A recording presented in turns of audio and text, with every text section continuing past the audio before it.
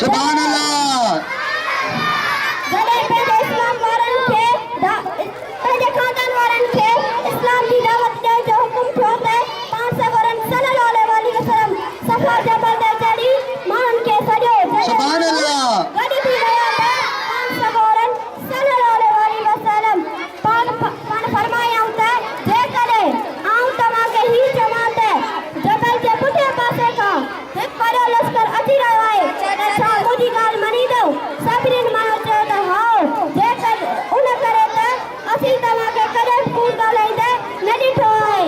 पाण सगोरन अहिड़ीअ तरह सभिनी माण्हुनि इक़रार कयो त पाण सगोरन सल्लल्लाहु अलैहि वसल्लम पंहिंजी उमिरि में कॾहिं बि कूड़ न ॻाल्हायो।